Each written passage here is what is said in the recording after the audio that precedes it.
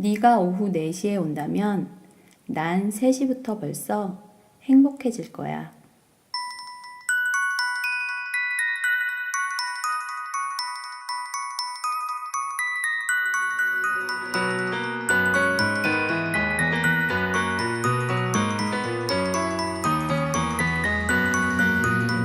오후 3시에 여우.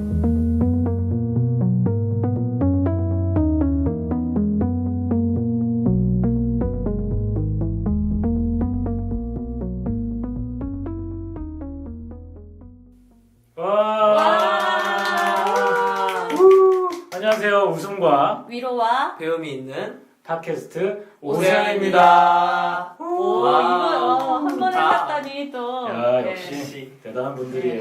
그렇죠. 역시 네. 죽이 잘 맞습니다. 우리끼리 신났습니다.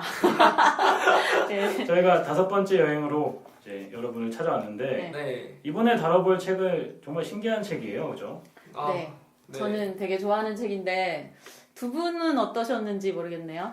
저도 좀 되게 신기하게 읽었어요. 네. 그러니까 이런 책 종류 자체를 읽어본 적이 없어가지고 네. 네. 이런 책을 읽음으로써 이제 의식의 지평이 좀 넓어지는 게 아닐까 음. 이런 생각을 해봤습니다. 저는 오늘 학교에 가져가서 이 책을 좀 읽었더니 친구가 표지를 보고 왜 이런 책을 읽냐고. 그러면 궁금증이 네. 막 올라오니까 그렇죠. 표지 설명해 보시겠어요, 어왕님? 표지 설명이요. 네. 아, 일단 이거 네. 굉장히 난감해서 거니까. 네. 아리따운 인어공주님이 두 팔을 자석없이 모으고 있는 그런 아. 네. 일단요, 이게 베텔스만이라는 출판사에서 나왔어요. 네. 제가 이 베텔스만 출판사를 소개받은 건 고3 때 담임 선생님께서 네. 네, 저한테 이 베텔스만 북클럽 회원을 가입시켜 주시면서 처음에 책 2권을 선물해 주셨어요. 아, 네. 출판사를 소개받으신 거예요? 그러니까 여기에 회원 북클럽 회원 그런 제도가 있는데 그때 이제 처음에 책 2권을 사면 그렇게 회원이 되고 뭐 그러면서 근데 저 지금 이 출판사 있는지 잘 몰라요. 이게 출판사 홍보는 아닙니다. 네. 이거 되게 옛날 일이에요. 네. 예, 그런데 책 2권을 선물해 주시면서 네. 이렇게 뭐 읽어보라고 원하는 책을 골라라. 근데 그때 골랐어요. 근데 네. 고3 때 담임 선생님이신데 아니다. 고1 때 담임 선생님이시네요. 네. 워낙 오래된 일이라서. 예, 네. 가물가물해요. 네. 근데 제가 졸업하고 그 선생님의 자녀분들을 그 과외를 해줬거든요. 오, 선생님의 네. 자녀분들을. 그러니까 저를 좀 이렇게 믿으셨나? 믿으셨어요. 오. 그래서 그리고 굉장히 좋은 결과를 또 제가 애들이 구걸 정말 못했었는데 네. 네. 근데 그때 처음으로 정기적으로 어떤 회보를 받으면서 예, 책을 어떤 책들이 나오는구나 그리고 아 이런 책이 있구나 이런 거를 이렇게 보면서 관심을 갖게 되는 계기였어요. 굉장히 그래서- 긍정적인 계기가 있었네요. 그렇죠. 네. 예, 그래서 선생님께 참 감사드립니다. 네. 예, 그래서 이 책의 겉표지에는요 예쁜 사파가 있어요. 아, 여자들은 또 이런 거 좋아해요. 사파가 예쁘고. 근데 남자는 안 그래요? 더 그림 좋아하죠. 예쁘면. 더 좋아요. 훨씬 더 좋아하죠. 네. 여기 옷을 안 입었어요. 아, 그래서 상의 노출, 네. 상의 탈의. 예. 상의 실종? 예. 토플리스. 예, 아, 세상에. 토플리스. 근데 이렇게 뭐 아주 아름다운 자태로 잘 가리고 초록색 머리를 흩날리면서 예쁜 눈망울이 정말 아름다운 네. 그 인어공주가 있어요. 바로 그런 사파가 삽입된 자, 책 이름을 책 저희가 네. 얘기를 안 어른들을 했는데 위한 안데르센 동화. 근데 사람들이 인어공주, 뭐 그리고 뭐 행복한 왕자, 뭐 그리고 뭐 엄지공주 이런 빨간 구두. 구두 이런 제목은 아는데 네. 그게 안데르센 동화인지 모르는 경우도 많고요. 안데르센 동화와 그림 동화를 또 헷갈려요. 그렇죠. 이거 어떻게 예. 어떻게 알아요? 예, 그걸? 그리고 그림 동화가 네. 픽처 동화인지 아는 사람도 솔직히 솔직히 예. 저도 그랬었던 것 같아요. 그쵸, 네. 맞아요. 솔직히 다 그럴 것 같아요. 예. 저도 그렇게 생각을 했거든요. 왜 또 하필 그림 동화야? 이름이 예. 독일 이름인데 예, 그림이야. 우리는 그림 또 애들 동화잖아요. 그러니까 네. 그림 있다고밖에 그림책이라고 보통 예, 얘기하니까. 그러니까 그림스라는 뜻입니다. 네. 네, 형제, 그림 형제. 네. 근데 이 책을 보면, 이 책은 구성이 그 되게 특이한 게, 네. 이제 작가 소개는 이따 작가님이 해주실 거고, 네. 책 전체에 예쁜 사파들이 많이 들어있고요. 네. 그, 우리가 읽었던 그 안데르센 동화 원전이 있고, 그 뒤에 사연이 있어요. 그러니까, 어땠다. 안데르센이 이걸 쓸 때 사실 어떤 일이 있었다. 그리고 어떤 의미로 쓴 거다. 그리고 나오고, 맨 뒤에 보면은, 이 안데르센의 생애가 어땠냐. 안데르센 동화의 숨겨진 진실이라는 챕터가 있어요. 꼭 읽어봐야겠다. 네. 그런데 말입니다. 그런데 말입니다. 네. 정확해요. 네. 그래서 와 저에게는 엄청난 그 충격과 자극을 줬던. 그래서 책이라는 걸 내가 내용 중심으로 읽었었는데 제가 국어 국문학을 전공했음에도 불구하고 네. 네. 그냥 책은 또 책대로 그냥 따로 공부가 아닌 거니까 그렇게 생각했었는데 이걸 읽고 나서 작가를 알고 책을 읽으면 네. 해석이 다양할 수 있구나 그런 계기가 된 책이었어요. 저도 사실 이 책에서 그런 저 경험도 있지만 어렸을 때 읽은 버전이랑 상당히 다르잖아요. 그래서 네. 이 책이 원전인 부분에서 그쵸. 좀 놀랐어요 저는. 맞아 무서워. 네. 약간 진짜. 무서운 게 있죠. 뭔가 그러니까 알고 있던 거랑 다르니까 당황스러운 그런 게 있었던 것 같아요. 예. 좋아야 되는데 갑자기 왜 이러지? 예. 약간 이런 느낌? 그럼 어릴 때는 또 어떤 동화를 읽으셨어요? 저는 이제 우리나라 전래동화인데 네. 그 햇님과 달님 예. 호랑이 막 찾아오고 이런 동화인데 떡 하나 주면 네네 안 잡아먹지. 근데 저희 집에 정말 찾아올 것 같은 거예요. 그래서 밤마다 막 좀 트라우마에 시달리면서 어렸을 때니까. 근데 어릴 때 진짜 잘못 읽으면 무서워요. 제가 이거 2부 때도 얘기하겠지만 네. 이 빨간 구두 그거는 진짜 너무 잔인해. 너무 무서워. 너무 잔인해요 네, 그건. 진짜 우리가 생각하는 동화랑 좀 다른 느낌이 그러니까 있죠. 어린이들이 읽는 거잖아요 네, 그걸. 네. 분명히 안 좋은 영향이 있을 텐데 네. 좀 걱정이 됩니다 저는. 네. 그러면 안데르센 동화 같은 거에 대해서 네. 평소에 뭐 관심 있거나 풍문이 있거나 오늘 좀 동화에 대해서 얘기를 많이 할 거거든요. 그렇죠. 그러니까 뭐 있었나요? 제가 최근에 제가 인터넷을 많이 해요. 예. 그러다 나쁜 거 아닙니다. 예. 약간 부끄러워서 네. 아무튼 많이 하는데 네. 인터넷에 보면은 그런 게 있어요. 뭐 백설공주가 뭐 잔혹동화다. 신데렐라도 잔혹동화다. 예. 다 잔혹동화야. 그리고 엄청 야해요 또. 문자들 올라온 거 보면은 예. 이게 동화야? 약간 이럴 정도로. 그렇죠. 19금 동화 약간 이런 네. 느낌의 예. 잔인하고 좀 뭐랄까 성적으로 자극이 되는 예. 그런 내용들이 있는데 예. 이게 대체 어떻게 된 건지 네. 그런 궁금증들이 좀 있어요. 사실 그런 게 또 더 뭔가 야 이게 원래야 뭐 이런 정당화를 해주는 것 같고 네. 그러면서 뭐 오리지널인 것 같아요. 네, 그게. 그래서 왜 사실은 야한 거 읽고 싶어서 읽는 건데 사실은 이게 오리지널이라 읽는 거야 이런 핑계도 되고 네. 그렇지만 사실은 다 어느 정도는 맞지만 어떤 것들은 다 이게 그냥 루머예요. 왜냐하면 구연동화가 아니라 구전되는 네. 구비전승되는 이런 설화에서 나온 동화들은 네. 일단 그림 동화는 설화가 각색된 그런 책이고요. 네. 안데르센 동화는 창작이에요. 그러니까 안데르센 동화의 원전은 이 책 읽으시면 됩니다. 네. 네, 그런데 뭐 백설공주가 사실은 아빠와의 근친상간이었다.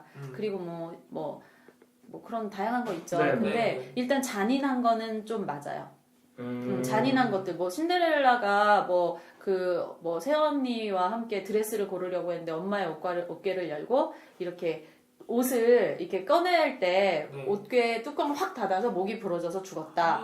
뭐 이런 그게 버전 진짜라고요? 예 있어요. 그리고 뭐 콩쥐 파치 같은 경우는 네. 이렇게 파치 엄마를 그거. 약간 살려준 다음에 네. 뭐 이렇게 젓갈을 이렇게 해가지고 밥을 먹인 다음에 지금 너가 먹은 게 파치의 살로 만든 젓갈이다 이런 것도 있고요. 그리고 또 영화 닥터라는 영화인가? 그런 게 거기서도 있어요. 그런 장면이 나와요. 뭐 너네 엄마 허벅지 살이야. 그러니까 그런 예 그리고 뭐 많이 있어요. 근데 그 이유는 좀 그런 책을 다루는 책이 또 있어요. 왜 구비전승 동화가 그런가. 근데 일단 이건 서민들의 문학이잖아요. 네. 그렇죠. 서민들의 어떤 이게 동화 버전으로 시작된 책이 아니라서 그렇습니다. 일단은 그러니까 동화라는 건 원래 무슨 뜻이죠? 동화라는 건 어린이들을 위한 이야기. 그렇죠. 네. 근데 이거는 구비전승된 이야기일 뿐 어린이를 위한이라는 전제가 없었고 그렇네요. 어린이의 개념이 명확해지고 어린이를 위한 배려나 네. 복지가 명확해진 건 최근의 일이잖아요. 그렇죠. 근대까지만 하더라도 어린이 노동이 예, 만연했으니까. 예, 그리고 물론 뭐 역사 속에 약자에 대한 보호 이런 건 있었지만 지금 생각이랑 좀 다른 게 있었고 또 그 역사 속에 보면 중세나 이런 시대를 보면 그냥 키가 작은 어른이라고 생각했어요. 어린이를. 예, 그래서 뭐 때리는 거나 일을 시키는 거에 있어서 조절이 안 됐었거든요. 그러니까 공간이었네. 우리 그러니까 지금 19부금이라는 어떤 개념이 지금은 있잖아요. 네. 없으니까 그냥 뭐 우리 저번에 말한 육한대사처럼 무엇이 어린이고 예. 키가 큰 것이 어린이고 키가 작은 것이 예. 어린인가. 그 개념이 없으니까 그리고 사실 문화라는 건 대리만족을 주잖아요. 그렇죠. 그러니까 막 그런 잔인한 것들이 들어갈 수밖에 없는 속성이 있어요. 어떻게 보면 어린이라는 대상을 의식한 걸로는 안데르센 동화가 좀 그나마 선두적인 역할을 한 그렇죠. 거죠. 네. 네. 어떻게 보면 가장 깔끔하게 좀 정리를 한 동화가 아닐까. 네, 네. 사실은 느껴지고. 저도 네. 설화 문학을 되게 관심이 있어 했고 이 책을 계기로 정말 열심히 공부했어요. 네. 그 이후로. 그래서 제가 그런 책을 사서 읽었어요. 우리 집에 있어요. 어왕님 빌려드릴까요? 위험할 것 같은데요. 어른들이 읽는 잔혹동화. 이래가지고 그 일본에서 일본 사람들이 이 책도 일본인이셨잖아요. 네. 관심 많아요. 이런데 일본인들이. 그래서 원초적인 예. 부분에 좀 집중을 하는 경향이 있죠. 그래서 읽었는데 너무 너무 이렇게 치졸한 그런 묘사들이 많더라고요. 일부러 좀 더 부각시키는. 예, 근데 공부를 해보면 사실 네. 필연성이 없는 장면은 안 나오게 돼 있어요. 설화 그렇죠. 문학은. 근데 뭐 말도 안 되는 부분들이 많아서 그냥 상상입니다. 그렇게 막 다 근친상간이고 뭐 원래는 그렇고 그런 거 아니에요. 그러니까 그거는 좀 다음에 또 깊이 다룰 또 기회가 있으면 네. 다시 다루고 네. 예, 그건 다루머. 예. 유머로 정리를 하는 걸로 하고요. 누가 도대체 이 책을 썼을까요? 이제 이 책을 쓴 작가는 일본인 우라야마 아키토시라는 분인데 네. 네. 이제 제가 간단히 설명을 해드리겠습니다. 네. 제가 작가니까. 네. 이분은 이제 동경 아사쿠사에서 태어나서 국학원 대학을 졸업했어요. 네. 그러니까 일본이니까 일본학을 이제 전공하신 분이겠죠. 그렇죠. 그래서 이제 논픽션 작가로 활동을 하고 계신데 주간 아사히라고 주간지 기자로 시사, 사회, 엔터테인먼트 분야에 대해서 광범위하게 이제 취재를 하고 있고 네. 미디어 기획 오피스 인스탁의 이사로 있고 그다음에 종합과학 잡지 뭐 이런 것부터 해가지고 각종 잡지와 이제 취재와 집필을 직접 하시는 분이에요. 그러니까 특징이 뭐냐면 그 문학적인 글을 쓴다기보다는 시사적이고 뭔가 객관적이고 그런 많은 자료가 필요한 그런 방대한 양의 자료를 다루는 글 읽기, 예, 그런 걸 수집하고 그거를 집대성하는 그렇죠. 그러한 글 읽기와 책 쓰기를 하는 사람인 그렇죠. 거죠. 논픽션 작가인데 근데 특이하게도 고전 문학하고 민속학을 지금 연구를 하고 있거든요. 네. 네. 그러한 작업 연장선상에서 바로 이 책을 쓴 게 아닐까 이런 생각이 들고요. 진짜 그런 한목이 없으면 이런 책 못 써요. 그렇죠. 예, 보는 눈 자체가 이제 다르기 때문에 예, 이 책이 역사적인 거 그리고 시대적인 거를 다 공시적 통시적으로 고려해서 쓴 책이라서 재밌게 읽었어요. 공시적, 통시적. 공시적 통시적은 뭐냐면 공시적이라는 거는 지금 이 시대 속에서의 다른 지역이나 뭐 다른 문화권과의 비교 선상에서 지금의 이것을 보는 것. 네. 그리고 통시적이라는 건 과거로부터 지금 그리고 미래까지 고려해서 시간 속에서 역사적인 그런 걸 고려해서 지금 이 시점을 해석해 보는 것. 예, 그래서 공시통시라는 거는 되게 중요한 또 접근법이죠. 그렇죠. 어떤 걸 볼 때. 예. 가장 훌륭한 접근법이기도 합니다. 네. 그래서 저희가 이제 프롤로그에서 간단하게 지금 책 얘기를 해봤는데 네. 네. 본격적으로 1부에서는 이제 작가에 대해서 네. 집중적으로 좀 저희가 얘기를 나눠보도록 하겠습니다. 네. 그럼 좀 이따가 만나요. 안녕. 안녕.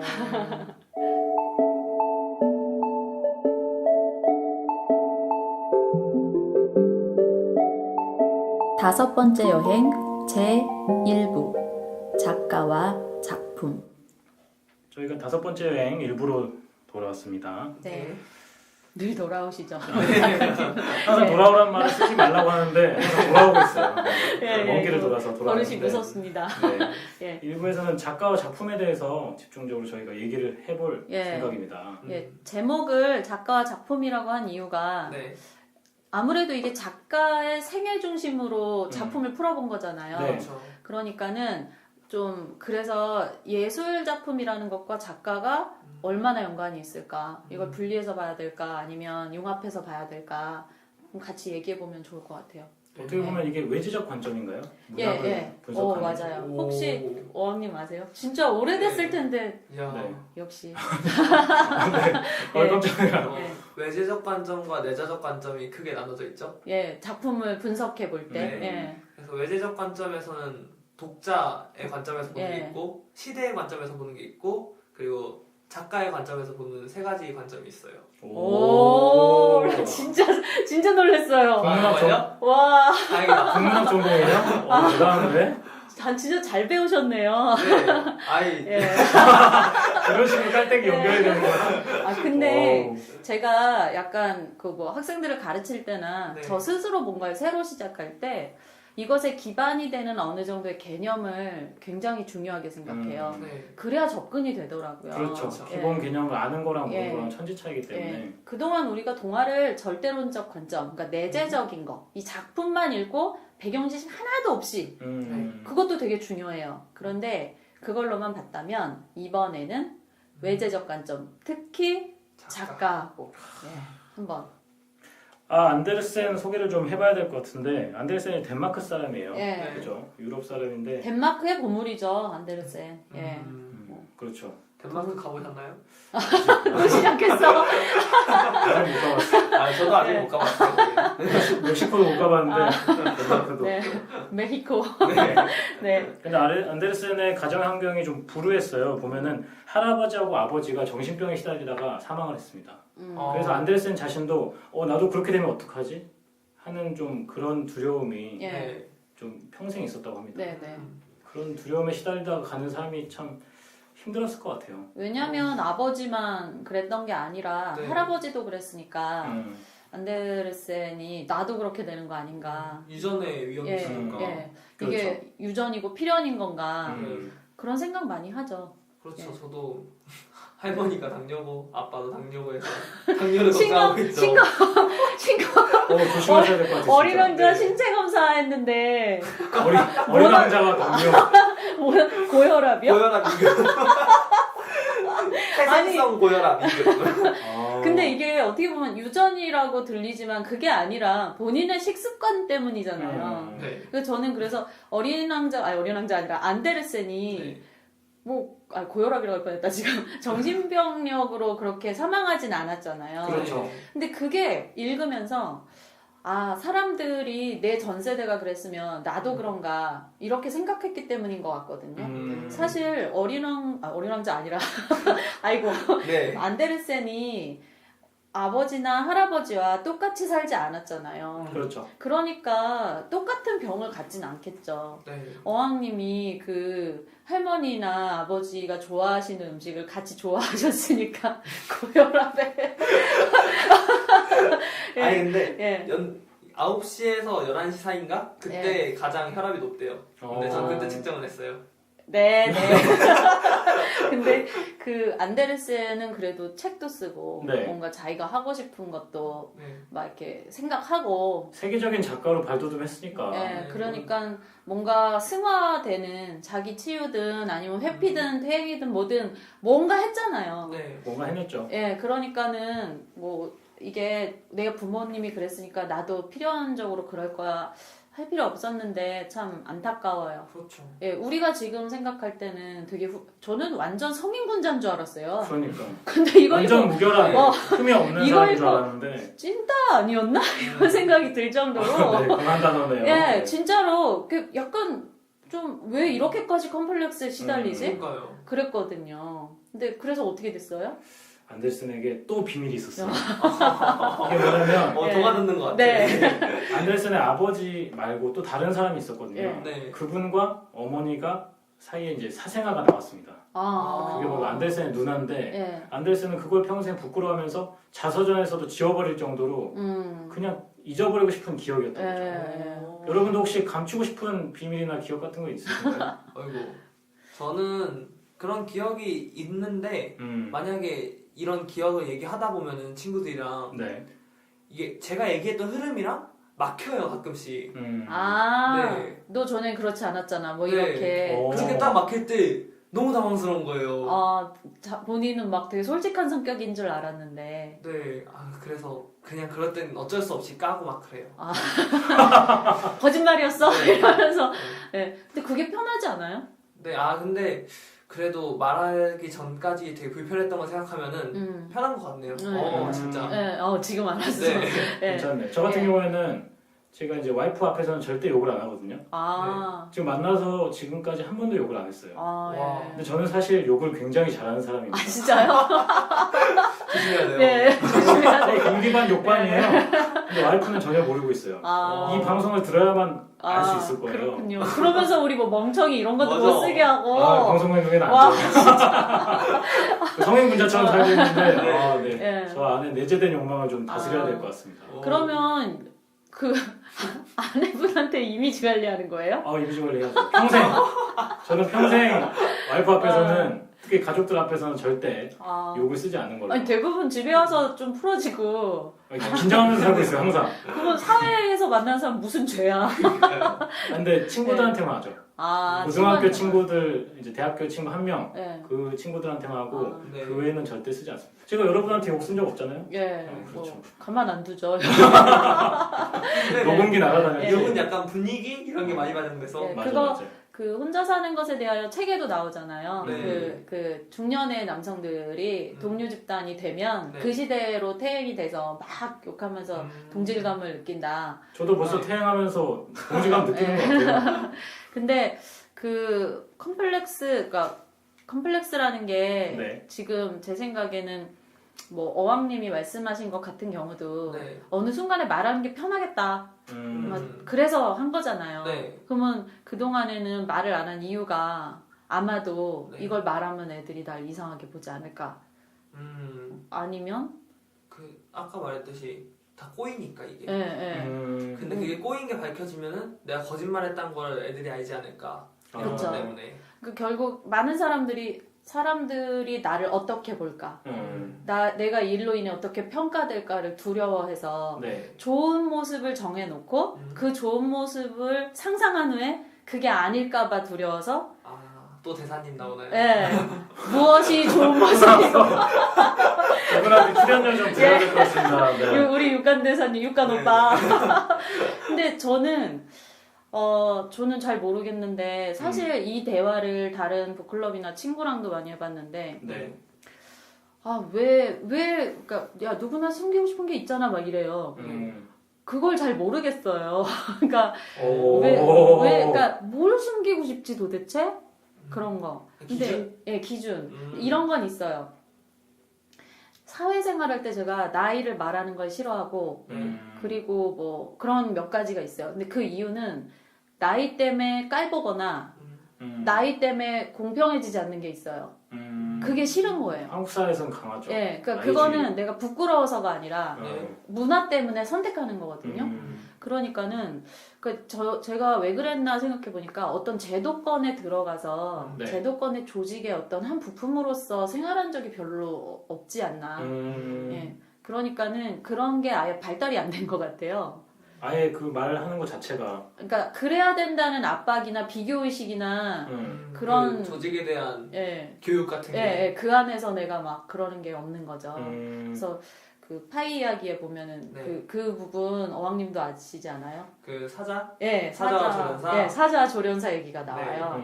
그거 기억나세요 혹시? 그러니까 저번에도 한번 얘기했었던 것 같아요. 제가 이 얘기를 또 좋아해서 맞아 얘기했다. 그죠? 그러니까 어린 조련 맞아. 그 어린 왕자는 아니었는데 달걀 펜스? 거기였어요. 맞아요. 그래서 왜 사자가 더 센데도 조련사한테 밥을 얻어먹기 위해서 막 말을 듣잖아요. 호랑이. 아니 사자예요. 사자예요. 사자 왜냐면 에피소드를 호랑이 따르네. 왜냐면 동물원 얘기를 하면서 나와요. 동물원 맹수들이 그런다. 그러면서 그러니까 뭐냐면 가장 열등한 동물이 그 인간에게 잘 보이게 노력한다. 이런 말이 나오거든요. 네. 동물 세계에서 가장 열등했을 때 그렇다라고. 사실은 그 세계가 넘어갔어도 안 열등할 수도 있는데 정한 거잖아요. 서열을. 그렇죠. 결국은 서열을 의식하는 자가 열등하다는 거예요. 네. 그래서 저는 안데르센은 그럴 필요 없었는데 하는 생각 정말 많이 했어요. 왜 누나를 부끄러워했을까? 좀 동전의 양면 아니에요? 그러니까 그렇죠. 나중에 이제 생애를 살펴보면은 이제 여러 가지 또 비밀들이 있는데 예. 그 계급에 대한 압박이 굉장히 심했던 것 같아요. 자기 자신이 좀 불우했던 어린 시절 이런 걸 좀 지워버리고 싶어하고. 하긴 계급 시대니까 또. 명백한 계급이 있죠. 예. 심지어 왕족도 있던 시대고 예. 귀족도 예. 있고. 근데 자신은 귀족에도 속하지 않고 예. 왕족도 아니니까 예. 끊임없이 갈망하면서 그런데 내 뒷배경은 별로야. 예. 그러니까 그걸 자꾸 숨기려고 하죠. 어. 실제로 어머니 같은 경우에도 알코올 중독에 시달리다가 그냥 돌아가시거든요. 그니까. 어머니는 이제 교육받으신 분도 아니에요. 네. 그래서 안데르센이 책을 냈는데도 그 책을 읽을 수조차 없었습니다. 예. 그냥 우리 아들이 책을 냈다고 네. 하니까 기분 좋아하시고 예.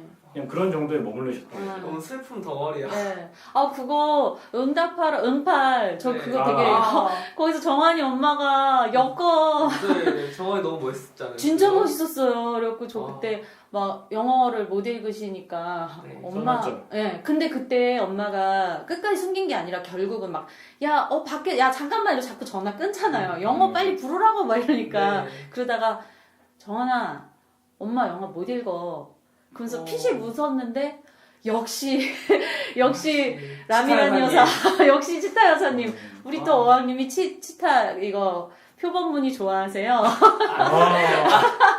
아니 그러니까 예. 아니 그 비밀. 비밀이에요. 몰라 아니, 난 말했어. 그러니까 예. 중학교 때 되게 좋아했었어요. 지금은 네, 아니에요. 지금은 약간 포인트로. 그래서 네. 그 1988에서 그 장면이 굉장히 찡했죠. 네, 근데 그때 그걸 말함으로써 아들과의 벽이 허물어지고 네. 이 둘이 약간 대면대면한 모자로 나오다가 약간 찡해지잖아요. 그때부터 약간 조금씩 소통을 하는 맞아요. 모습이 보여요. 예, 그래서 저는 참 저게 힘든 거구나. 음. 안데르센도 이렇게 재주가 많은데도 음.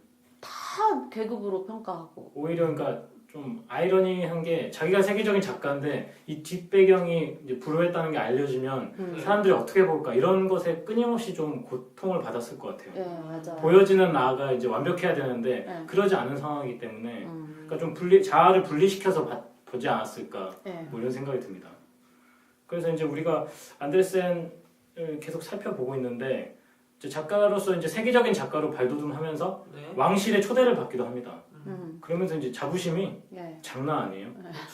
근데 문제는 그 자기의 자부심이 사랑으로 옮겨가야 되는데 이 사람은 이제 사랑에 굶주린 사람이기 때문에 사랑을 받아주는 사람이 없었다는 거죠. 예, 뭐 프로포즈에도 계속 실패하고 네. 아니면은 좋아하는데 말을 못 하기도 하고 프로포즈 하나요?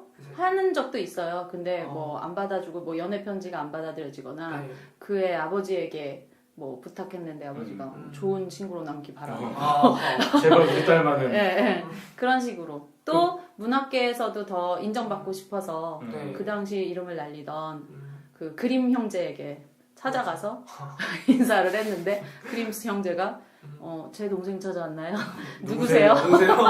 예. 정말 안데르센 일생일대의 굴욕이라고 할 수 있는 네. 바로 그 장면이 예, 예. 딱 그림 형제와 맞닥뜨렸을 때 나오죠. 예, 예. 그리고 뭐 원래는 작가가 꿈도 아니었다면서요. 그렇죠. 처음에는 원래 배우로 예. 나는 마스크가 되니까 예. 배우를 해야겠다. 완전 내동댕이 쳐지죠. 그러니까 저는 안데르센이 하고 싶었던 것들의 그 특징들을 보면 현시욕이 강해요. 자기를 드러내고 싶은 욕구. 그래서 배우가 돼서 내가 사람들의 막 이런 걸 받고 싶고 막 네. 지난번에 그 밴드의 그런 히어리 뭔가 했을 때 네. 그게 또 매력이잖아요. 그렇죠. 그것도 하나의 매력이죠. 예, 그게 매력인데 안데르센은 그게 매력 수준이 아니라 직접 이게 나의 수준으로. 전부. 인생. 예. 그냥 그러니까 관심 받는 것 자체를 좋아하기 때문에 처음에는 이제 배우로 등장했다가 배우가 안 되니까 작가로 등장을 했습니다. 근데 작가적 재능마저 의심을 받게 되죠. 심지어 쓴 작품들도 내팽개쳐지고요. 그래서 이게 참 인생이 힘들어요. 예, 그래서 그 안데르센이 결국은 생애를 보면은 좀 실패가 많고 네. 사람들한테 인정받지 못하고 네.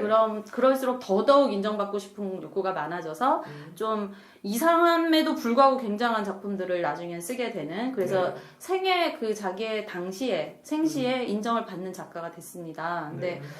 그 안데르센의 동화를 보면요. 네. 좀 희한한 부분들이 많이 나와요. 근데 작가들을 살펴보면 종교나 정치적 성향이 네. 그 작품에 드러나는 경우가 되게 많잖아요. 네. 엄청나게 많죠. 예, 그거를 좀 나눠보면 좋을 것 같아요. 그러니까 제가 정치가 영향을 미친다고 했잖아요. 네, 정치도 큰 영향을 끼치죠. 제가 그 혼자 사는 것에 대하여가 저번에 인생책이라고 그랬잖아요. 그 전에 읽었던 인생책이 조지 오웰의 동물농장이라는 책이었어요. 예. 네. 정말 좋은 책이죠. 어릴 땐 동화인 줄 알았는데 네. 나중에 보니 아니었죠.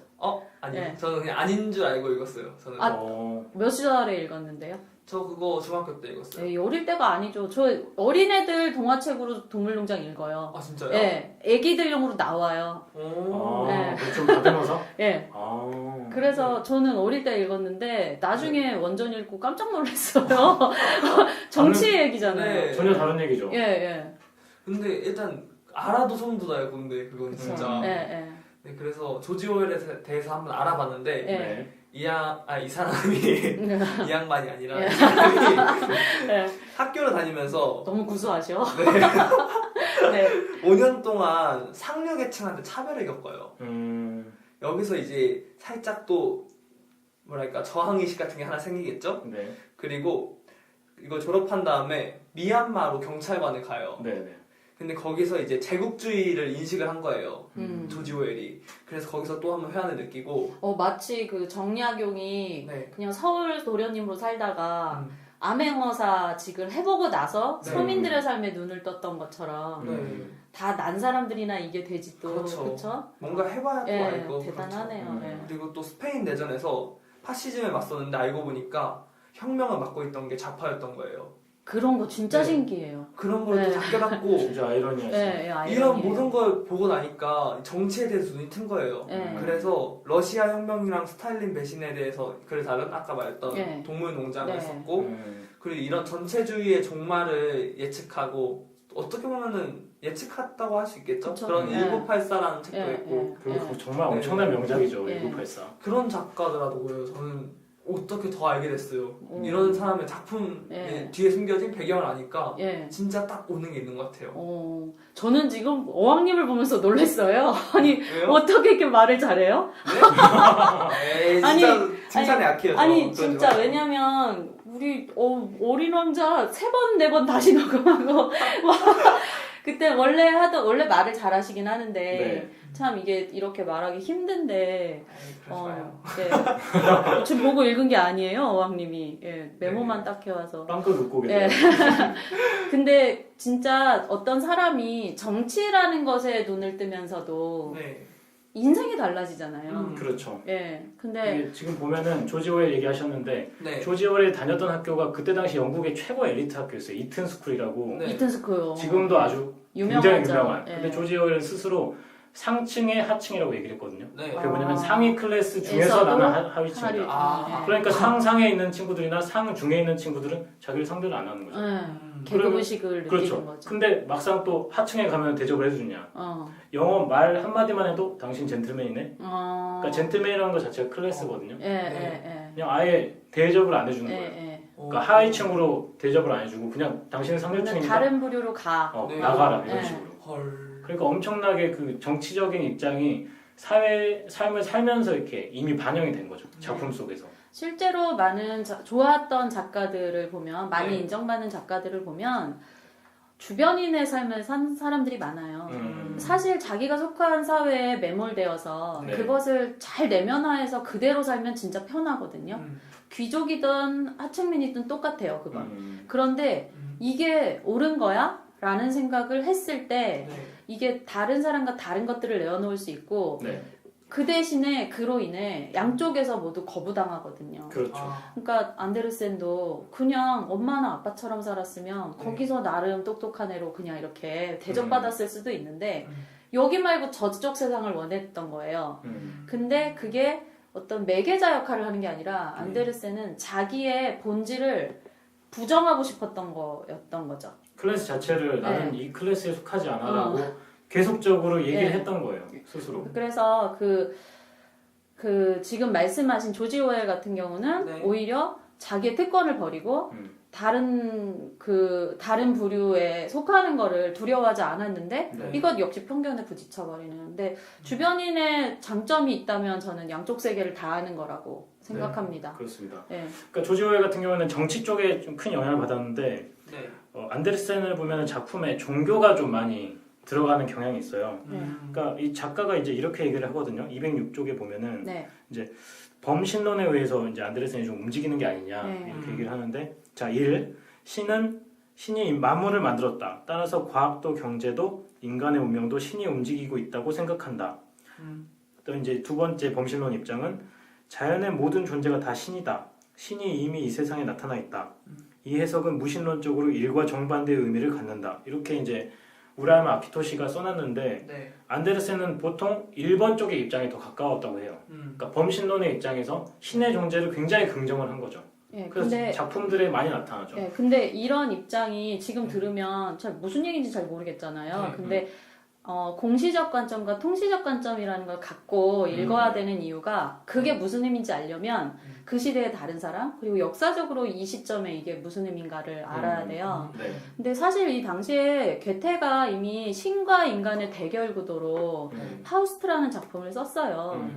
그럼 이미 종교관이 달라졌다는 거예요. 그러니까 신과 인간의 관계라는 거를 가지고 거래, 흥정, 그리고 타협 또는 거기에 대한 뭐 굴복하기 위한 어떤 과정, 이런 인간이 자기의 인간의 존엄을 지키기 위한 또는 내가 욕망하는 것을 확인하는 작업. 우리 지난 시간에 그 확인하는 작업에 대한 얘기를 했잖아요. 그게 이미 이 시절에 있었는데 지금 안데르센의 종교관은 유아적이에요. 굉장히 원시적 종교관이거든요. 그냥 만물신사성 같은 느낌이 들어요. 그래서 여기도 보면 사족 같은 그런 막 그래서 뭐 하나님께 가서 뭐 무슨 행복해졌습니다. 천사가 됐습니다. 뭐 이런 식으로. 그래서 착한 아이가 됐어요. 이런 식으로 될 때가 간혹 있어요. 그러다가 또 자기가 또 마음에 안 들면 어떤 건 그냥 죽음으로 딱 끝내버리든가 이런 식으로 좀 종잡을 수 없는 그런 게 나오는데 그게 종교적 승화가 된 수준은 아니라서 라는 생각이 들어요. 종교를 반영은 하나 승화를 못했다. 그렇죠. 예. 그래서 왜 우리가 한용원 씨 같은 경우는 불교적 철학시라고 이렇게 평가를 해주는 이유가 불교적인 철학이 녹아져 있잖아요. 그냥 드러내기만 하는 게 아니라. 근데 지금 안데르센 같은 경우는 사실 발달된 종교관이 아니라 약간 좀 유아적이에요. 제가 봤을 때는. 딱 뭐랄까 유아적이네요. 그러니까 그 한계를 탈피하지 못하고 매몰돼 있는 딱 그 한계에 포착돼 있는 그런 정도의 한계가 아닐까. 실제 기독교 철학이라 보기도 애매한 거예요. 사실은. 그래서 이거는 2부에서 좀 더 얘기를 할 거예요. 빨간 구두 이야기나 이런 걸 하면서 왜 그렇게 됐는지를 좀 분석을 해보려고 합니다. 잔인하죠.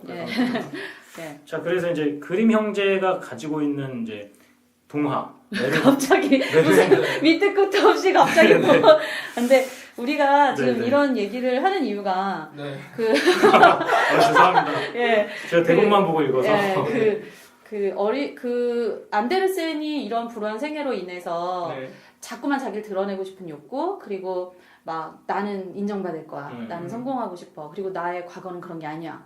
이렇게 하다 보니까 이런 사람들의 특징이 아까 말했듯이 다른 세계에 이렇게 편승하고 싶어 해요.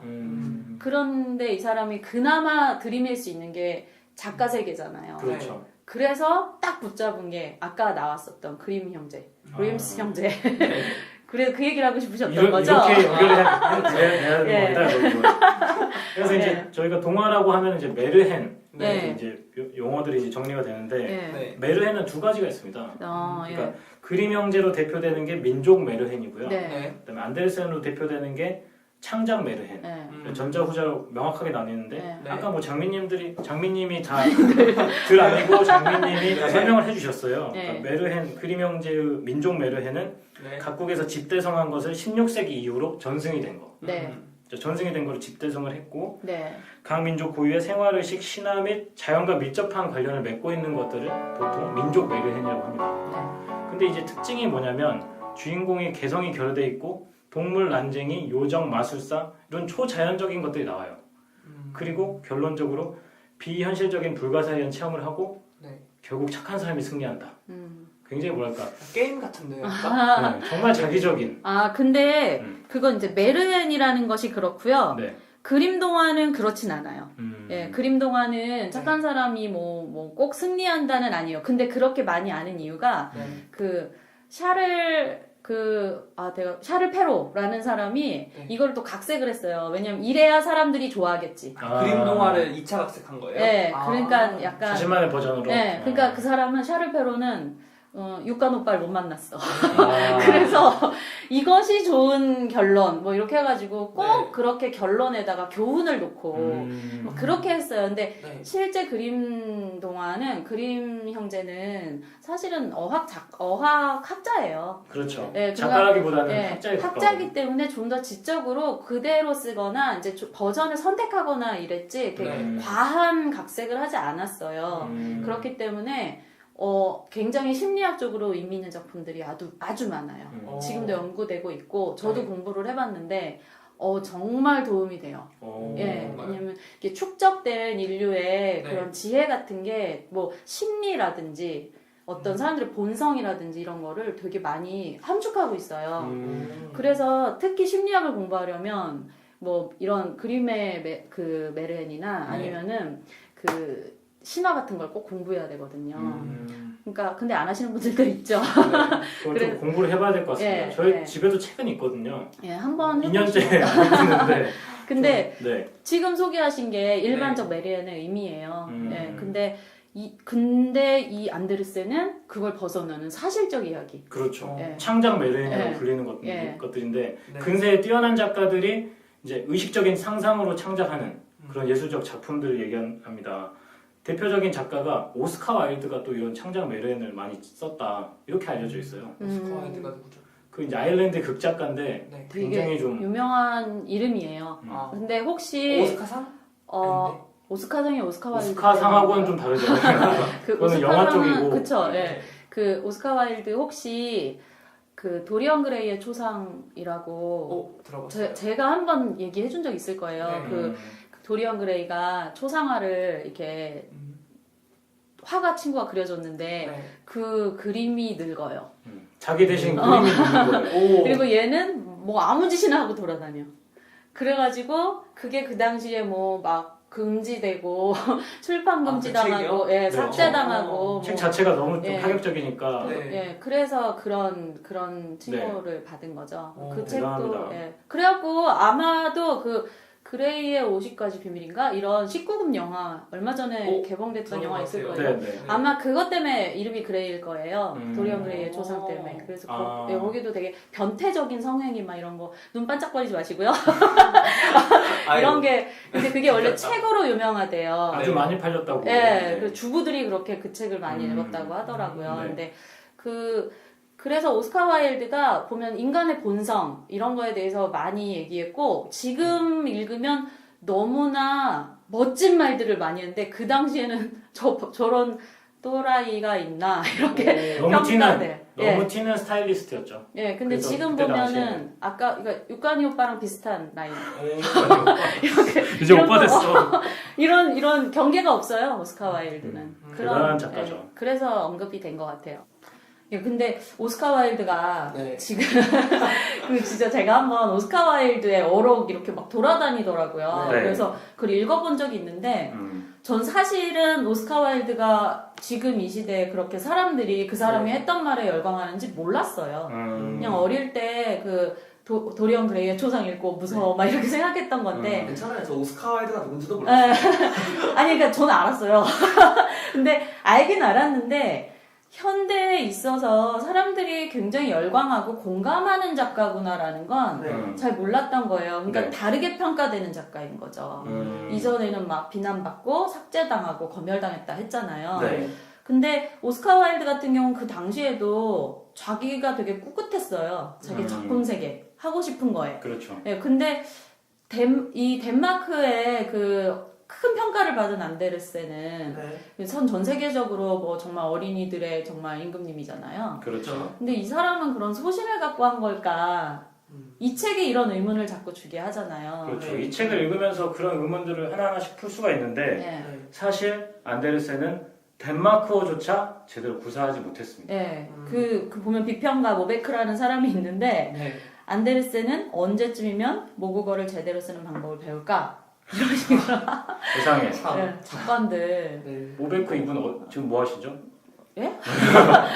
안데르센이 훨씬 더 유명해졌죠. 예, 정말 그리고, 세계적인 대작가로. 예, 오자 뭐 틀린 문법 막 이런 게 엄청난 거예요. 근데 글의 흐름은 괜찮아요. 글의 흐름이나 이 이야기나 뭐 기승전결이나 이런 건 되게 훌륭한데 맞춤법이 틀리고 문법이 그렇죠. 틀리니까 라틴어는 아예 흉내도 잘 못 내고 이러니까 사실 덴마크에서 처음엔 평가받기 힘들었어요. 그러니까 국내 내부에서는 평가를 제대로 받지 못하다가 네. 이것이 독일로 전해집니다. 네. 그러니까 독일에서 굉장히 유명한 그 저명한 번역가가 있었어요. 슈미츠라고. 네. 이 사람이 안데르센 원고를 오자 하나 없이 네. 정확한 독일어로 예. 옮기니까 깜짝 놀란 거죠, 독자들이. 예, 왜냐하면은 구어체라는 거는 경험해 본 적이 없는 거예요. 이게 국문학에서도 이게 언문일치체라는 거를 이광수가 처음으로 시도하면서 센세이션을 불러일으켰잖아요. 네. 그래갖고 젊은이들이 막 열광을 했는데 사실 책이 말을 거는 것 같다라는 느낌을 준 거죠.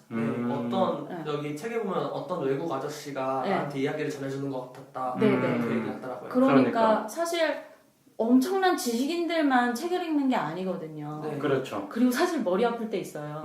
근데 그냥 일반인들이 읽기에도 심지어 아이들이 읽기에도 부담이 없는. 네, 너무 쏙쏙 들어오고 네. 옛날 얘기 듣는 것 같은. 이런 걸 보면 근데 정식적인 코스를 밟지 않고 네. 이렇게 엄청나게 유명해진 거잖아요. 네. 초등학교도 제대로 못 나왔으니까. 그렇죠. 그런 거 보면은 어떻게 보면 인생은 운칠기삼으로 그 산게 아닐까. 슈미츠 아저씨 만나가지고 슈미츠 독일의 슈미츠 슈미츠 아저씨가 아저씨가 운칠이야.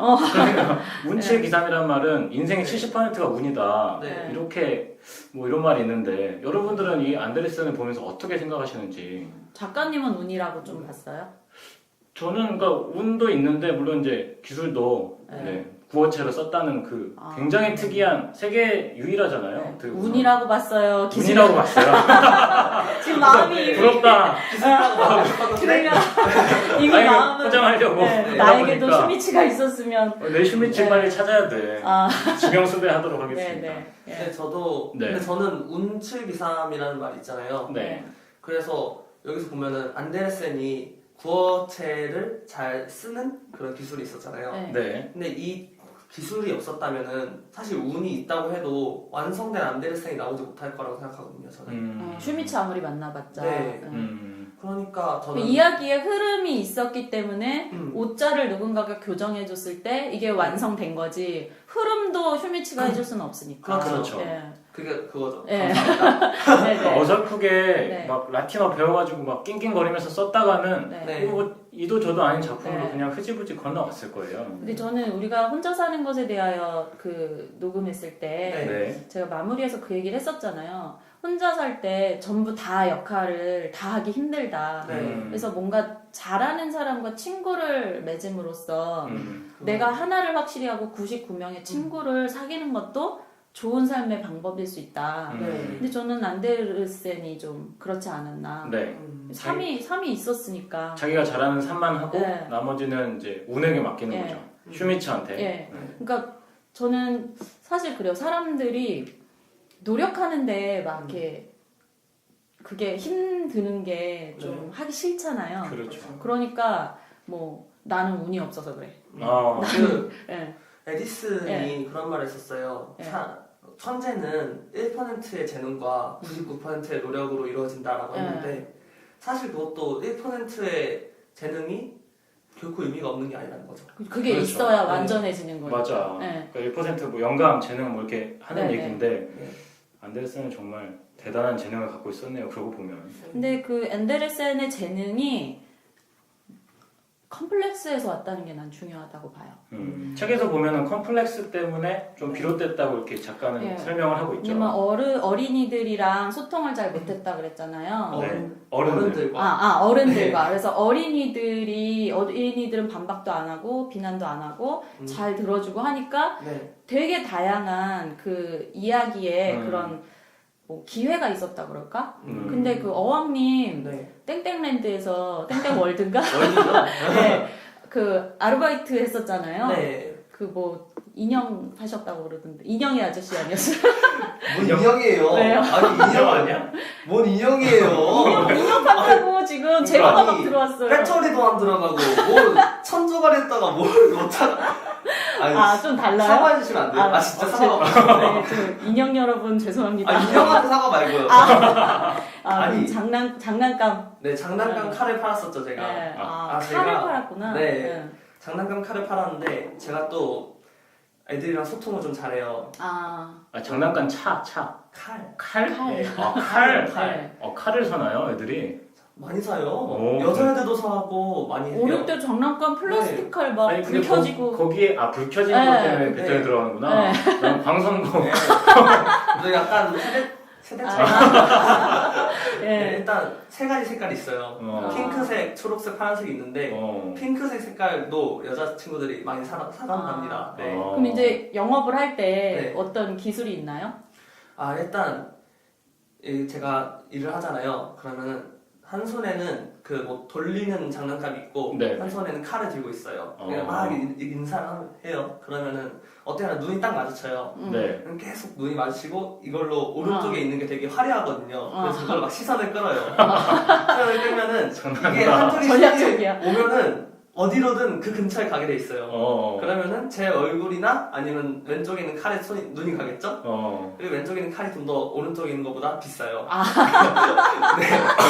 대단하다. 네. 대단해. 일단 그러면 제가 인사를 해요. 그러면은 걔도 반가워하면서 와요. 네, 그래서- 그런데 보면 네. 아마 어왕님도 그런 거는 처음이었잖아요. 네. 근데 좀 그래도 아이들이라서 좀 더 편하지 않았어요?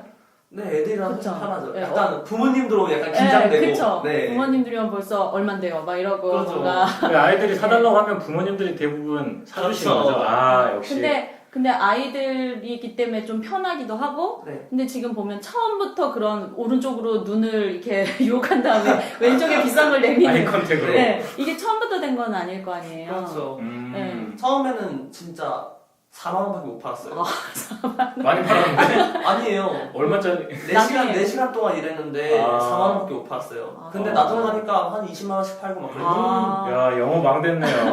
근데 저도 그 안데르센이 지금 어왕님이 한 것 같은 경험을 수도 없이 했을 거라는 거예요. 어른들이 자기와 대화해주지 않고 그렇죠. 맨날 자기 걸 읽어주기보다는 네. 뭐 맞춤법 틀렸네 막 이러고 뭐 비평하고 친구들은 이건 네. 대실패작이야. 네. 편지를 보내지 않나. 네. 그러는데 그냥 애기들은 재밌어요 또 해주세요 막 이러면은 요게 재밌구나. 이때 그 뭐 인어공주의 그 뭐 머리핀 묘사를 더 많이 해야지 라든지 뭐 머리카락 퐁당 빠져야지. 네, 이렇게 해야지 어. 이런 거를 계속 연습한 거죠.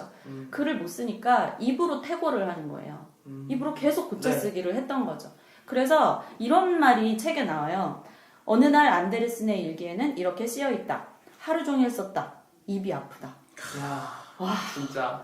이거는 정말로 업무님 대단하다. 실체 문학을 한 사람만이 정말 쓸 수 있는. 그러니까 자기의 못하는 것에 대해서 컴플렉스가 있었던 게 사실이에요. 그리고 극복을 못한 것 같이도 보여요. 네. 그렇죠. 중요한 건 자기의 잘하는 것을 놓치지 않았다는 거. 극대화 시킨 거죠. 네. 좌절할 수도 있었는데. 네. 그렇죠. 근데 그 가끔 보면 여기서 우리가 작가에 대해서 파고드는 게 일부에서 되게 중요한 포인트잖아요. 네. 근데 가끔씩 너가 못하는 거 신경 쓰지 말라고 함부로 말하기가 사실 힘들 때가 있어요. 그거는 항상 나와 같이 가는 건데. 네. 근데 자기의 혹시 컴플렉스 뭐 컴플렉스요. 네. 저는 이제 연애할 때 이제 날카로운 추억 많이 남겼는데 날카로운 연애 추억이 날카로우네. 내 운명의 지침을 돌려놓고 제가 이제 전역하고 딱 학교에 복학을 했어요 대학교 네. 때. 네. 근데 이제 그때 여자친구도 안 사귀어봤고 항상 끌어오르잖아요. 여자친구 사귀고 말겠다. 네. 사귀고 말겠다. 연애하고 싶다도 아니야. 그런 아. 승부한 게 아니라 여자친구를 사귀고 말겠다. 네. 그래서 우리 이제 과 수업에서 한 명한테 이제 꽂혔어요. 과요? 네, 과 수업에서. 그러니까 같은 과 친구는 아니고 다른 과 친구였는데 네. CC는 아닙니다. 네. 같은 과 CC는 아니고. 네. 근데 이제 1년 동안 그 친구한테 소위 말하는 어장 관리를 당했죠. 어장 관리를 당했어요. 그러니까 저는 사실 사귀고 있는 거라고 생각했거든요. 네. 영화 같이 보고 같이 둘이 진짜요? 밥 먹고. 네, 네. 아니, 그러니까 저는 제 나름대로는 아, 같이 밥 먹고 영화 보고 집에 가는 거 바래다 주면 사귀는 거 아니에요? 그런 아 거는 물론 스킨십은 전혀 없었어. 그런 거는 그건 어학님이랑 약간 저도 해요.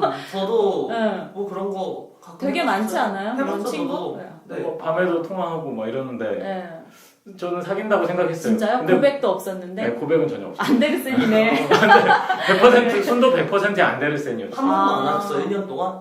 네, 한 번도 안 했어요. 근데 이제 끝 파토난 계기가 있어요. 네. 왜냐하면 네. 청첩장 받은 건 그 아니야? 친구를 드디어 이제 네. 고백을 해야겠다 하고 찾아갔는데 네. 네. 다른 남자 손을 잡고 걸어가고 있는 거예요. 어머. 오. 영화처럼 자전거를 아. 휙 돌려서 다른 데로 갔어요. 자전거 타고 가고 있었거든요. 네. 넘어질 뻔했어요. 너무 충격받아가지고. 아 진짜 충격받. 진짜 충격받았겠다. 지금 손 떨리는 손 거. 떨렸겠다 어우. 진짜. 지금도 떨려요. 아, 생각하니까. 네. 근데 이제 그렇구나. 옆에서 지켜보던 친구는 네. 그냥 혀만 찼다고 하더라고요. 나중에 들은 바로는. 네 저거. 다 보이는데 아. 그냥 어장관리 당하고 있는 거 보이는데 충격받을까봐 얘기를 안 해주는 거예요. 근데 저는 어장 관리가 되게 요즘에만 그런 줄 알았는데 옛날에도 다 아니 옛날이 아니라 그게 얼마 안 됐어. 근데요. 네. 근데 이게 되게 애매한 것 같긴 해요. 왜냐면 안데르센 경우도 네. 이런 관계에 친구들이 많았잖아요. 그렇죠. 근데 안데르센 입장은 지금 자기가 상처받은 거고 음. 당한 거고. 저도 상처 받았는데 네. 그래도 그거를 딛고 좀 일어선 게 여성의 마음을 알기 전까지 내가 판단하면 안 되겠구나. 이런 그러니까. 교훈을 예. 1년 만에 얻었어요. 예, 예. 돈 엄청 많이 쓰고 상처 받고. 이 정도면 알아주겠지라고 말을 함으로써 네. 사실은 자기가 용기 있어야 되는 상황이잖아요. 이 그렇죠. 상황은. 왜냐면 내가 좋아한 거니까. 그런데 내가 이 정도 했으면 제가 알아서 거절을 하든 선택을 하든 할 거지라고 함부로 믿은 거잖아요. 그렇죠. 근데 그거는 여자 입장에서는 괜히 가만히 아무 말도 안 한 사람한테 갑자기 어느 날 너 나 좋아해? 이렇게 묻기도 되게 애매하고 뭐라 한 것도 아닌데 붙잡아다 놓고 내가 이거 부담스러운지 아닌지 생각해야 돼 이렇게 하는 모든 핸들링은 상대방한테 넘겨버리게 그렇죠. 되니까. 비겁한 거죠 어떻게 보면. 그러니까, 그래서 나중에 이제 네. 그 친구한테 문자 오더라고요. 미안해.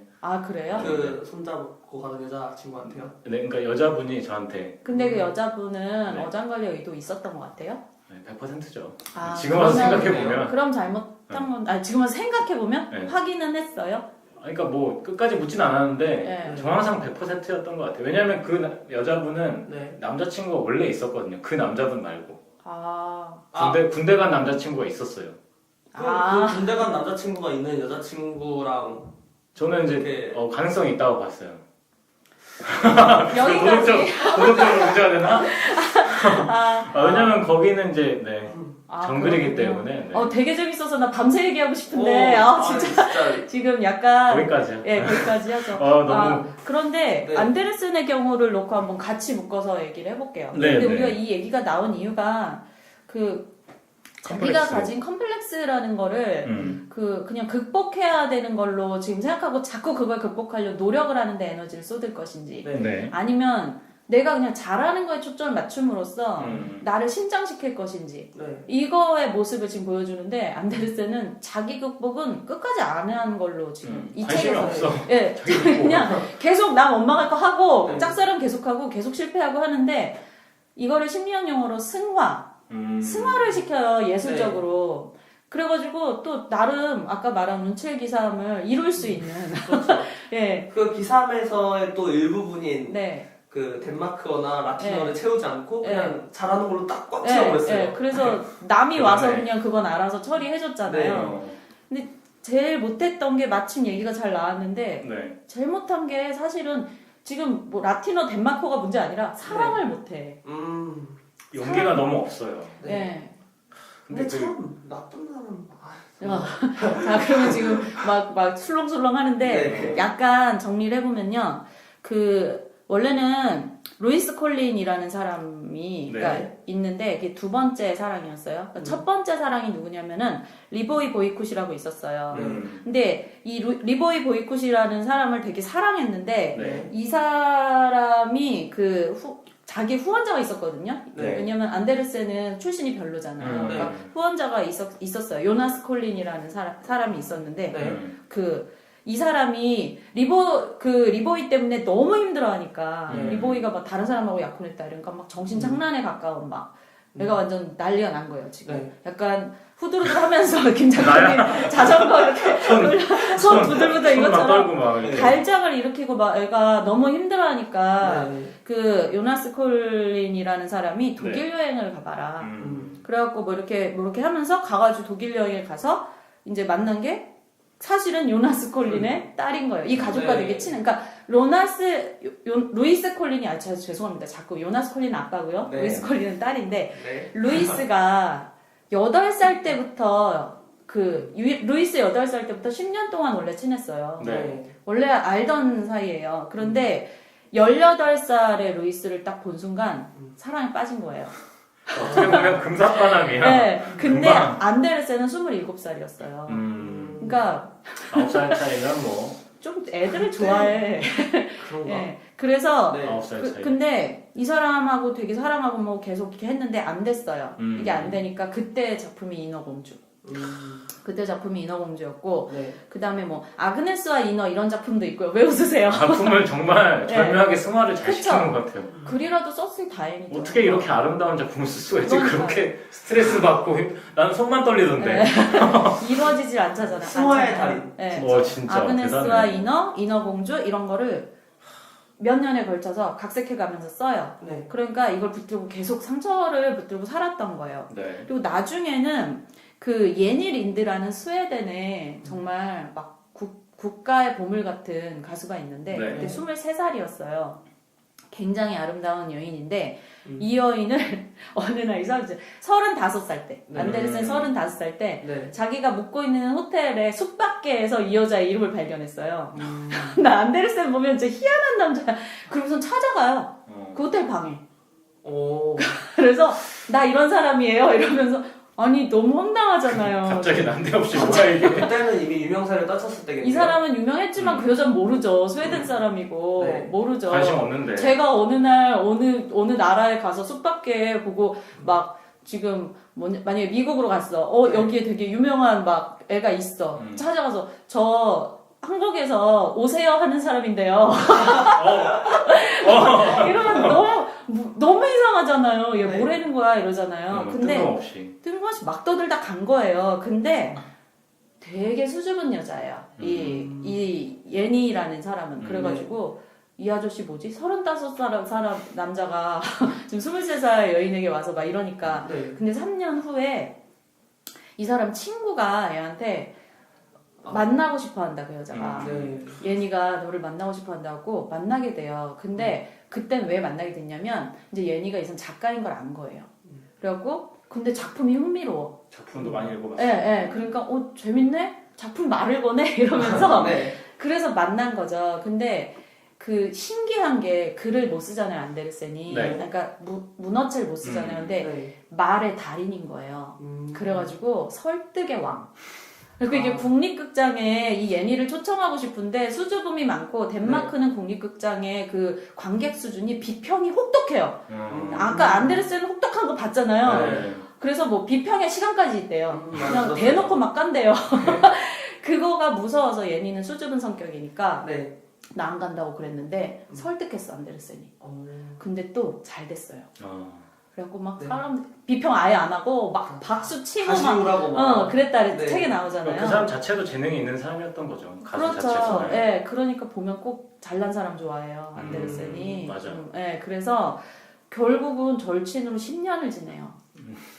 고백 안 하고. 10년이에요. 10년이에요. 그거 아. 그 기간 짧은 것처럼 묘사돼 있잖아요. 네. 거기 보면 거의 10년. 근데 그 크리스마스 초대했던 장면 기억나세요? 네. 크리스마스 날에 초대 안 했잖아요. 네. 계속 기다렸잖아요. 예니가 날 초대했으면 아니. 어떤 생각 드세요? 좋으면 자기가 초대해야죠. 그러니까. 아 근데 나는 이해가 가요. 그러니까 자기가 그랬거든. 나는 이해가 아까 가. 그 여자분 네, 1년 나는 말 동안 못할 것 같아. 네. 내가 그 상황이었으면은 그 심리가 뭐예요? 그냥 상처받기 싫은 거죠. 그러니까 사실은 만약에 내가 가고 싶다라고 얘기했을 때 당신은 좀 이렇게 하면 두 배로 상처받죠. 근데 저도 원래 약간 그런 마인드였는데 음. 요즘에 점점 바뀌었어요. 어차피 상처 받을 거 어왕님도 그런 마인드였어요? 원래 그런 마인드였죠. 진짜요? 저도. 남자들이 되게 소심해요. 기본적으로. 아, 저도 한 고3 끝나고 그냥 바뀐 지 얼마 안 됐어요. 저도. 아 그래요? 네. 요즘에 완전 뭐 질풍노도네요. 질풍노도까지는 급성장? 아닌데 그래도 빨리 네. 바뀌었다. 난 20대 진짜. 중반에 바뀌었는데. 그냥 어차피 네. 질러보자. 약간 그런 느낌. 아. 좋아. 네. 질렀어요. 그래서 눈빛 흔들리는데 질렀다. 아 이런 이거 좀 이거 기대됩니다 앞으로. 아 그런데 저도 그 부분을 읽으면서 네. 옛날에는요 이 책을 읽었을 때 왜 이래? 이랬어요. 네. 근데 저도 이제 나이가 들어가면서 많은 일들을 겪으면서 아 그래 김 작가 같은 남자가 많구나. 많아. 네 많아요. 엄청 많아요. 이게 네. 못난 게 아니라 많아요. 그런데 아까 말씀하셨잖아요. 여자들의 심리를 몰랐구나. 전혀 몰랐어요. 이 예니도 그랬어요. 크리스마스 날 아무것도 안 하고 집에만 있었어요. 안데르센 되게 유명한 사람이고 막 왕실 초대도 받을 수 있는 사람인데 네. 안 갔거든요. 그리고 나 왜 초대 안 했어요? 이래요 예니한테. 근데 예니가 당신은 거기서 초대 받을 줄 알았죠. 근데 그것도 핑계 아닐까? 아니 근데 아니죠. 여기 책에 나오잖아요. 그 말을 했더니 그럼 연말에 초대해달라 그래서 연말에 그 완전 성대하게 막 촛불 켜놓고 단둘이 네. 하인도 있었지만 그때 당시에는 하인도 그쵸. 별로 네, 네. 신경 안 썼을 테니까. 단둘에 아름다운 시간을 가져요. 네. 노래도 불러주고 그 품에 안겨 이렇게 정말 네. 소중한 시간을 둘만의 데이트를 했어요. 정말 영화에 나오는 것 같은 환상적인 데이트를. 안데르센이 무릎을 꿇고 펑펑 울었대잖아요. 네. 그러면 얼마나 감동한 거예요. 그런데 고백을 안 했어. 다 된 줄 알았을 거야. 전 안데르센이에요 지금. 아, 다 된 줄 알았을 거예요. 그 그렇게 말이야. 했으면. 그렇게까지 했으면 정말 많이 한 거죠. 그 당시의 여자 입장에서는 맞아. 이 여자는 여자 입장 남자 입장 떠나서 소중한 친구로서도 할 만큼 한 거예요. 근데 끝까지 고백을 안 했어요. 결국 다른 남자한테 가버리죠. 갑자기 네. 친구가 난 그 사람 좋아해 이러니까. 근데 안데르센이 보면은 되게 이 사람 잘나면 잘난 거고 못나면 못난 건데 이런 일 겪을 때마다 작품을 써요. 승화의 달인 네. 또 나왔다. 그러니까 우리가 이 책을 소개한 이유가요. 우리 청취자 여러분이 안데르센 동화라는 게 우리는 그동안 작가가 어떤 일을 겪었기 때문에 이 작품이 나왔을까? 그리고 이 작품에서 작가의 어떤 아픔이 이렇게 반영됐을까? 이런 생각을 안 하고 읽을 때가 많잖아요. 그렇죠. 특히 동화? 저는 전혀 정말 진짜요. 난 정말로 그동안 이거 2부에서도 말하겠지만 동화는 가르치려고 만들어낸 이야기. 난 그렇게 생각했어요. 맞아요. 교훈 주려고 네. 텍스트 그대로만 받아들인 거죠 우리가. 네. 그런데 안데르센은 가르치고 이런 거 관심 없어요. 진짜 네. 냉곡할 정도. 거기 보면 그냥 결론 좋게 쓰였다가 다시 지우고 이런 것도 많고 네. 안데르센은 자기 얘기를 하고 싶었던 거예요.